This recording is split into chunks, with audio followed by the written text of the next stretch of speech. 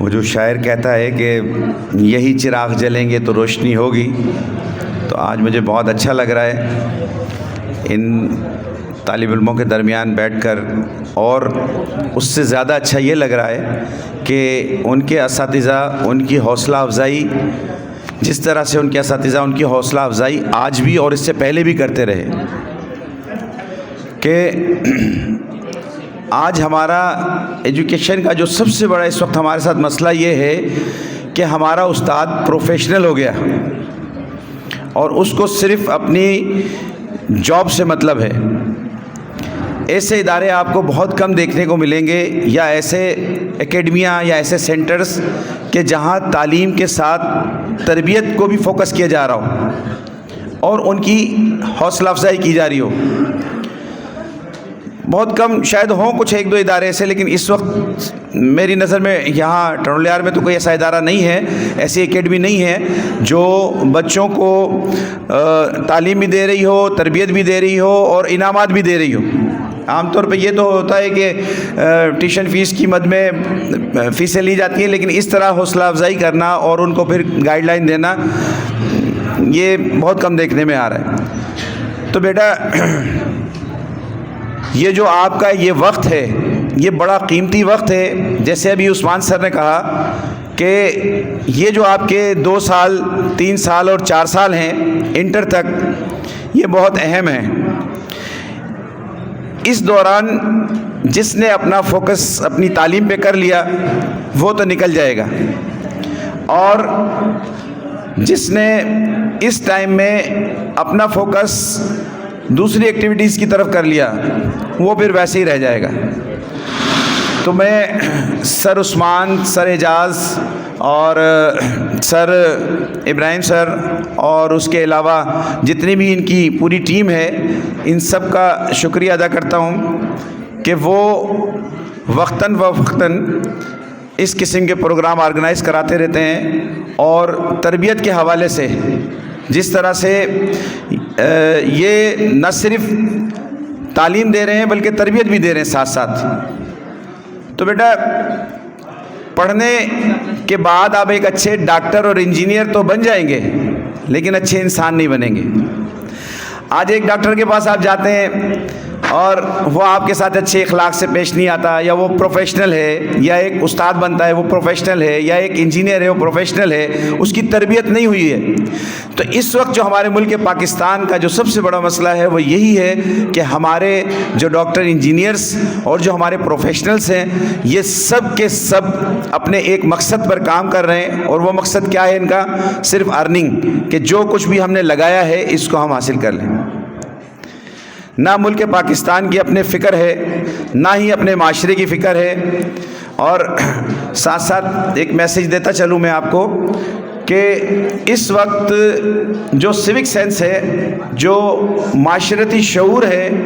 وہ تو معاشرے سے بالکل ہی اٹھ گیا ہے۔ اس وقت اگر ہر شخص اپنے ارد گرد دیکھ لے، کہیں دور جانے کی ضرورت نہیں ہے، اگر اپنے ہی گھر میں اپنے محلے میں ہی اگر دیکھ لے تو یہ جو معاشرتی ایک ہمارا جو شعور تھا، جو ہمیں بچپن سے ہمارے استاد دیا کرتے تھے، ہمارے ماں باپ دیتے تھے، اور ایون کے محلوں میں جو ہمارے جو بڑے ہوتے تھے وہ بھی جب ہمیں ڈانٹتے تھے وہ بھی ہمیں سکھا رہے ہوتے تھے، لیکن اب چونکہ سب کچھ پروفیشنل ہو گیا، سب کچھ اس طرف چلا گیا، اس پیسے کی چمک نے جو ہے سب کی آنکھیں بند کر دی، اس لیے اب پڑوس کے جو بڑے ہوتے ہیں ان کو بھی اس بات کا احساس نہیں ہوتا۔ وہ کہتے ہیں اگر میں اسے ڈانٹوں گا یا سمجھاؤں گا تو یہ اور مجھ سے الجھنے لگے گا، اس لیے محلے میں بھی یہ سسٹم ختم ہو گیا، اسکولوں کے اندر بھی، مدارس میں بھی یہی سسٹم ختم ہو گیا۔ استاد ڈرتا ہے بچے سے کہ اگر میں نے اس کو سمجھانے کی کوشش کی تو یہ میری بات کو نہیں لے گا۔ تو ایسے میں یہ ایک جو دیا جلا کر سر عثمان نے رکھا ہے، سر اعجاز سر، اور کہ یہ روشنی پھیلانے کا جو سلسلہ انہوں نے شروع کیا ہے، تو میری آپ سب سے یہ گزارش ہے کہ ان کے ہاتھ مضبوط کریں، اور ان کے ساتھ یہ جو آپ جو کچھ بھی یہاں سیکھتے ہیں اس کو مزید آگے سے آگے بڑھائیں۔ میں ہمارے استاد محترم سر نصیر صاحب یہاں موجود ہیں، آپ یقین جانیں آج تک بھی اور اس نشست میں بھی جیسے اس وقت ہم بیٹھے ہیں، میں لازمی کچھ نہ کچھ ان سے سیکھ کے جاؤں گا، یعنی بیٹھے بیٹھے بھی کچھ نہ کچھ تربیت کر رہے ہوتے ہیں، کچھ کان میں کچھ بات بتا دی، ایسے نہیں ایسے، ایسے نہیں ایسے، کوئی چیز نوٹ کر لی. اور ایسے بزرگ ہمارا اثاثہ ہیں کہ جو برملا اظہار کر کے ہمیں ہمارے منہ پر جو ہے ہماری اچھائیاں اور برائیاں بیان کر دیتے ہیں. یہ حوصلہ اب نہیں ہے کسی میں بھی. آپ دیکھ لیں، یہ جو آپ کے بالکل سامنے اچھائی اور برائی کو بیان کرنے کی صفت ختم ہو گئی ہے. تو اس لیے مختصراً وقت بھی کچھ کم ہے، میں آپ سے گزارش کرتا چلوں گا کہ موجودہ حالات کے پیش نظر جو اس وقت ہمارے ملک کا حال ہے، آپ اس کے معمار ہو اور اس کی ترقی، تعمیر و ترقی آپ ہی لوگوں نے کرنی ہے. تو آپ لوگ اگر صحیح ہوگے، اگر آپ ایک برکس کی، ایک اینٹ کی مانند ہے بنیاد کی، اگر آپ مضبوط ہوں گے تو ہماری دیوار بھی، ہماری عمارت بھی مضبوط ہوگی. اور اگر آپ ہی کمزور ہوں گے تو یہ عمارت بھی ہماری کمزور ہوگی. اور آخری بات میں آپ سے کہتا چلوں کہ آپ اپنی صحت کا خیال رکھیں. اب ہمارے یہاں سے چونکہ گراؤنڈ ختم ہو گئے، گیم ختم ہو گئے، موبائل آ گیا، تو وہ وقت جو بچے اپنے گیمز میں لگاتے تھے وہ چیزیں بالکل ختم ہو گئی. تو خدا را اپنی صحت کا خیال رکھیں. صبح اٹھنے سے لے کر اور رات کو سونے تک اس درمیان میں اس طرح اپنا شیڈول کو بنا کے رکھیں کہ آپ یا تو کچھ گیم ہو، اور اگر کچھ بھی نہیں ہے تو کم از کم یہ ہے کہ صبح اور شام کی واک جو ہے وہ آپ کی صحت کے لیے ضروری ہے. خاص طور پہ پڑھنے والے بچوں کے لیے یہ جو ورزش ہے، ایکسرسائز ہے، یہ بہت ضروری ہے. اور اس موبائل کا مثبت استعمال کریں. اس وقت آپ دیکھیں کہ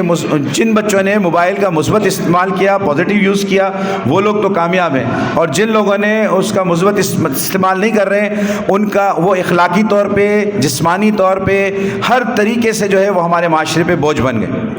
اسی کے ساتھ ہی میں اپنی جگہ لوں گا اور میں شکریہ ادا کروں گا کہ اتنے اچھے پروگرام میں سر نے ہمیں انوائٹ کیا. اور امید ہے کہ انشاءاللہ خوب سے خوب اور بہتر سے بہتر